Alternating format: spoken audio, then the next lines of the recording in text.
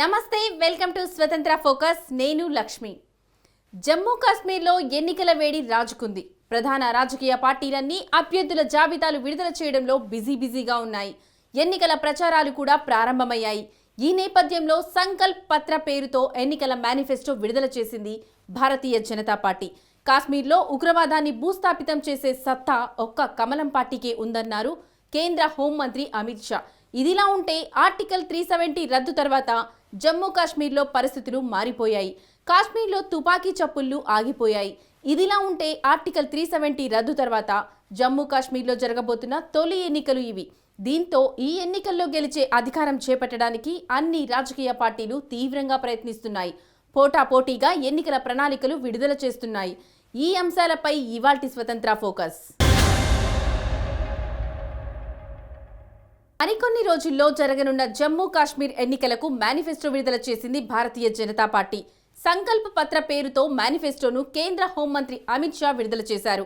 ఈ మేనిఫెస్టోలో ఉగ్రవాదానికి ప్రాధాన్యం ఇచ్చింది। ఉగ్రవాదం వల్లనే జమ్మూ కాశ్మీర్ ఇంతకాలం అభివృద్ధిలో వెనుకబడిందన్నారు। తమకు ఉగ్రవాదం కావాలా లేక అభివృద్ధి కావాలా అని తేల్చుకోవాల్సింది జమ్మూ కాశ్మీర్ ప్రజలేనన్నారు। ఉగ్రవాదంపై యుద్ధం చేసే సత్తా ఒక్క కమలం పార్టీకే ఉందన్నారు। జమ్మూ కాశ్మీర్ భవిష్యత్తును మరికొన్ని రోజుల్లో జరగబోయే అసెంబ్లీ ఎన్నికలు నిర్దేశించనున్నాయని స్పష్టం చేశారు అమిత్ షా।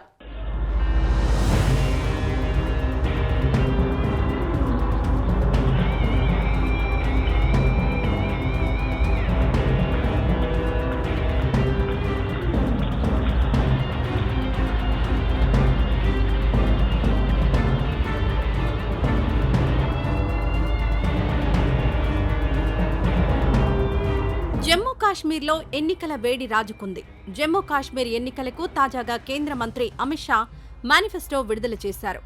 సంకల్ప పత్ర పేరుతో విడుదల చేసిన ఈ మేనిఫెస్టోలో అనేక కీలక హామీలు గుప్పించారు। ప్రధానంగా మహిళలను ఆకట్టుకునే అనేక హామీలిచ్చారు। ఎన్నికల్లో గెలిచి అధికారంలోకి వస్తే ఇంట్లో కుటుంబ పెద్ద అయిన మహిళకు ఏడాదికి 18,000 ఇస్తామని అమిత్ షా ప్రకటించారు। ఇందుకోసం ప్రత్యేకంగా మా సమ్మాన్ యోజన పేరుతో కొత్తగా ఓ పథకాన్ని తీసుకొస్తామన్నారు। कि महिलाओं के उत्कर्ष के लिए कई सारे निर्णय करेंगे। हम मां सम्मान योजना के तहत सबसे वरिष्ठ माता को, घर में एक वरिष्ठ महिला को, बहन को प्रतिवर्ष 18,000 रुपये की सहायता उनके जीवन यापन के लिए देंगे। महिला स्वयं सहायता समूहों के लिए अब तक के बैंक ऋण को हम सहायता देकर माफ करने की योजना करेंगे। उज्ज्वला के सारे लाभार्थियों को 2 LPG सिलेंडर हम मुफ्त देंगे। మరోవైపు ఉజ్వల పథకాన్ని కూడా మేనిఫెస్టోలో చేర్చారు। ఉజ్వల పథకం కింద ఏడాదికి 2 గ్యాస్ సిలిండర్లు ఉచితంగా ఇస్తామన్నారు। యువతను ఆకట్టుకునే అనేక హామీలను కూడా కమలనాథులు మేనిఫెస్టోలో చేర్చారు। కాలేజీల్లో చదువుకునే విద్యార్థుల రవాణా ఖర్చును ప్రభుత్వమే భరిస్తుందన్నారు। స్టూడెంట్లకు ట్రావెల్ అలవెన్స్ కింద ఏడాదికి 3,000 రూపాయలు ఇస్తామని బీజేపీ మేనిఫెస్టో హామీ ఇచ్చింది। అలాగే కాశ్మీర్ యువతకు ఉపాధి కల్పించే అంశానికి బీజేపీ ప్రాధాన్యం ఇచ్చింది। దీనికోసం ప్రత్యేకంగా పండిట్ ప్రేమ్నాథ్ డోగ్రా రోజ్గార్ యోజనకు బీజేపీ శ్రీకారం చుట్టింది। ఈ యోజన కింద 5 లక్షల మందికి ఉపాధి అవకాశాలు కల్పిస్తామని మేనిఫెస్టోలో హామీలు కురిపించారు కమలనాథులు। అంతేకాదు రాష్ట్రంలోని మారుమూల ప్రాంతాల్లోని విద్యార్థులకు కనీస వసతులు కల్పించడానికి భారతీయ జనతా పార్టీ కట్టుబడి ఉందన్నారు। గ్రామీణ ప్రాంతాల్లో చదువుకునే కుర్రకారుకు ట్యాబ్లు, ల్యాప్టాప్ల వంటి కనీస పరికరాలను అందజేస్తామని మేనిఫెస్టోలో బీజేపీ పెద్దలు హామీ ఇచ్చారు। జమ్మూ కాశ్మీర్ అభివృద్ధికి టాప్ ప్రయారిటీ ఇస్తున్నట్లు మేనిఫెస్టో పేర్కొంది। జమ్మూ కాశ్మీర్లో సుస్థిరత, ప్రగతికి కమలం పార్టీ కట్టుబడి ఉందన్నారు కేంద్ర మంత్రి అమిత్ షా। వీటన్నింటితో పాటు జమ్మూ కాశ్మీర్లో ఉగ్రవాదాన్ని తుడిచిపెట్టాలన్న కృతనిశ్చయంతో బీజేపీ ఉందన్నారు ఆయన। जब भी जम्मू कश्मीर और भारत का इतिहास लिखा जाएगा, जम्मू कश्मीर के लिए स्वर्णिम अक्षरों से अंकित किया जाएगा, ऐसा मेरा बहुत स्पष्ट मानना है। ये 10 साल जम्मू कश्मीर के लिए शांति और विकास के 10 साल रहे, सुशासन के 10 साल रहे हैं। ये 10 साल में मैक्सिमम टेररिज्म की जगह मैक्सिमम टूरिज्म पर शिफ्ट हुआ है। ये 10 साल सुख और समृद्धि का रास्ता प्रशस्त करने वाले रहे हैं। और ये 10 साल जम्मू कश्मीर के मूल बासिंदों की संस्कृति को तकात देने वाले ये 10 साल रहे हैं। ఈ సందర్భంగా ఆర్టికల్ 370 గురించి అమిత్ షా ప్రస్తావించారు. ఆర్టికల్ 370 ఒక ముగిసిపోయిన అధ్యాయమన్నారు.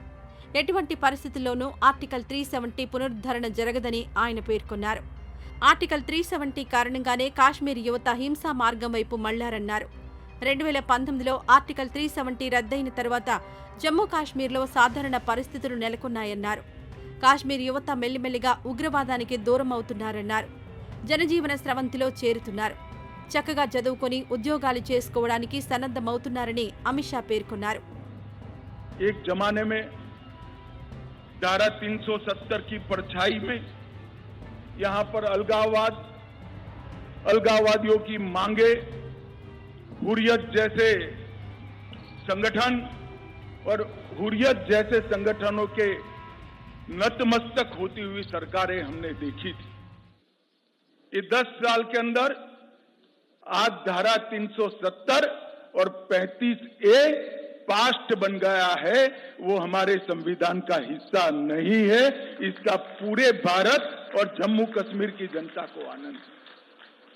यहां जो शांति, विकास और सामाजिक न्याय जमीन पर उतरने का काम हुआ है, इसका मूल कारण नरेंद्र मोदी जी का एक ऐतिहासिक फैसला 5 अगस्त 2019 को धारा 370 को समाप्त करने का. జమ్మూ కాశ్మీర్ అసెంబ్లీలో మొత్తం 90 నియోజకవర్గాలున్నాయి. ఇక్కడ 3 దశల్లో ఎన్నికలు జరగనున్నాయి. సెప్టెంబర్ 18న మొదటి దశ పోలింగ్ జరుగుతుంది. ఆ తర్వాత సెప్టెంబర్ 25న రెండో దశ పోలింగ్ నిర్వహిస్తారు. చివరి పోలింగ్ అక్టోబర్ 1వ తేదీన జరుగుతుంది. అక్టోబర్ 8న ఓట్ల లెక్కింపు జరుగుతుంది. అదే రోజు ఎన్నికల ఫలితాలు విడుదలవుతాయి. ఆర్టికల్ 370 రద్దయిన తర్వాత జమ్మూ కాశ్మీర్లో జరుగుతున్న తొలి ఎన్నికలివే. దీంతో ఈ ఎన్నికలను భారతీయ జనతా పార్టీ ప్రతిష్టాత్మకంగా తీసుకుంది. ఎలాగైనా ఈ ఎన్నికలలో గెలిచి హిమాలయ రాష్ట్రంలో సత్తా చాటాలన్న కృతనిశ్చయంతో ఉంది కమలం పార్టీ. దీంతో ఎన్నికల్లో గెలుపునకు సర్వశక్తులు మోహరిస్తోంది. అయితే బీజేపీలో టికెట్లు రాలేదన్న అసంతృప్తి చాలా మందికి ఉంది. దీంతో వారిని బుజ్జగించడానికి కమలం పార్టీ పెద్దలు ప్రయత్నాలు ప్రారంభించారు. భారతీయ జనతా పార్టీ का संकल्प, भाई और बहनों, ग्रास रूट डेमोक्रेसी, पहले डेमोक्रेसी 3 परिवारों में सीमित होकर रह गई थी. न पंचायत चुनाव होते थे, न तहसील पंचायतें बनती थी, न जिला पंचायतें होती थी. भारतीय जनता पार्टी की सरकार ने ग्राम पंचायत, तहसील पंचायत, जिला पंचायत और म्यूनिसिपैलिटी के चुनाव कर पंचायती राज को बहाल करने का काम किया है और यहाँ लोकतंत्र को प्रस्थापित किया है. పోలింగ్ కు రోజులు దగ్గర పడుతుండటంతో ఎన్నికల ప్రచారాలు జోరందుకున్నాయి. ఇందులో భాగంగా జమ్మూలో జరిగిన ఎన్నికల ప్రచారంలో అమిత్ షా పాల్గొన్నారు.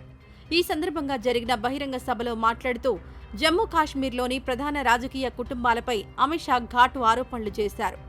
ప్రస్తుత జమ్మూ కాశ్మీర్ దుస్థితికి పీపుల్స్ డెమోక్రటిక్ పార్టీ అధినేత మెహబూబా ముఫ్తీ కుటుంబం, నేషనల్ కాన్ఫరెన్స్ కు చెందిన ఫరూక్ అబ్దుల్లా కుటుంబం, అలాగే గాంధీ కుటుంబం కారణమని అమిత్ షా ఆరోపించారు. జమ్మూ కాశ్మీర్లో శాంతిని భగ్నం చేస్తున్న వేర్పాటువాదులను, అలాగే ఉగ్రవాద సానుభూతి పరులను విడుదల చేయాలని ఈ కుటుంబాలు కోరుతున్నాయన్నారు. मैं राहुल गांधी जी को पूछना चाहता हूं कि आप देश की जनता के सामने और जम्मू कश्मीर की जनता के सामने स्पष्ट करें, आपका मौन धारण करने से कुछ नहीं होता. क्या नेशनल कॉन्फ्रेंस के एजेंडा के साथ कांग्रेस पार्टी सहमत है या नहीं है? आप हाँ या ना में जवाब दीजिए. मुझे मालूम है वो नहीं देंगे. मैं बता देता हूं, वो पूर्णतया सहमत है. क्या एजेंडा है? पत्थरबाजी की घटना करने वालों को हम छोड़ देंगे. टेररिज्म के केस में जो जेल में, इन पर पुनर्विचार करेंगे. जो टेररिस्टों के सगे संबंधी पर कठोर कार्यवाही की है, इस पर पुनर्विचार करेंगे. फिर से 2 झंडे प्रस्तापित करेंगे. क्या कांग्रेस पार्टी ये एजेंडा के साथ सहमत है? क्या आप 370 फिर से वापिस लाना चाहते हो? इसकी बात आपने करनी चाहिए. మొత్తంగా జమ్మూ కాశ్మీర్ ప్రాంతాన్ని అస్థిరపరచడానికి ఈ 3 కుటుంబాలు ప్రయత్నిస్తున్నాయని అమిత్ షా నిప్పులు చెరిగారు.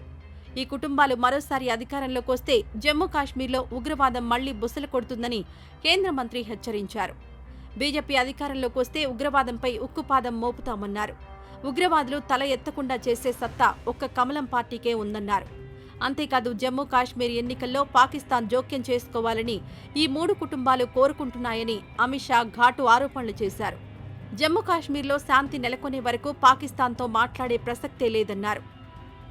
తమకు ఉగ్రవాదం కావాలా లేక శాంతి కావాలా అని తేల్చుకోవాల్సింది జమ్మూ కాశ్మీర్ ప్రజలేనన్నారు. శాంతి కావాలంటే బీజేపీకి ఓటు వేయాలన్నారు. ఉగ్రవాదం కావాలంటే నేషనల్ కాన్ఫరెన్స్, కాంగ్రెస్ కూటమికి ఓటెయ్యాలని ఆయన తేల్చి చెప్పారు. జమ్మూ కాశ్మీర్ భవిష్యత్తును మరికొన్ని రోజుల్లో జరగబోయే అసెంబ్లీ ఎన్నికలు నిర్దేశించనున్నాయన్నారు అమిత్ షా. నేషనల్ కాన్ఫరెన్స్, కాంగ్రెస్ అధికారంలోకి వస్తే రాష్ట్రంలోని అనేక ప్రాంతాలకు ఉన్న హిందూ పేర్లు మారిపోతాయన్నారు. హిందూ పేర్లకు బదులుగా ముస్లిం పేర్లు పెట్టడానికి నేషనల్ కాన్ఫరెన్స్, కాంగ్రెస్ కూటమి ఇప్పటికే పక్కా ప్రణాళికతో ఉందన్నారు. जम्मू कश्मीर देश में नंबर 1 पर है। इससे मालूम पड़ता है कि पूरा परकोलेशन और हम 100% सेंचुरेशन की दिशा में आगे बढ़ रहे हैं। अगर जम्मू कश्मीर की जनता हमें मैंडेट देती है तो मैं विश्वास के साथ कहना चाहता हूं कि अगले 2 साल में 100% सेंचुरेशन हम कर दिखाएंगे। జమ్మూ కాశ్మీర్కు రాష్ట్ర హోదా ఇవ్వాలని ప్రజలు కోరుతున్న సంగతి తమకు తెలుసునన్నారు. అయితే బీజేపీ ప్రభుత్వం అధికారంలోకి వచ్చిన తర్వాత సరైన సమయంలో రాష్ట్ర హోదా ఇచ్చే విషయమై ప్రభుత్వం ఓ ప్రకటన చేస్తుందన్నారు. ఇదే విషయాన్ని గతంలో తాను పార్లమెంట్లో కూడా వెల్లడించానన్నారు.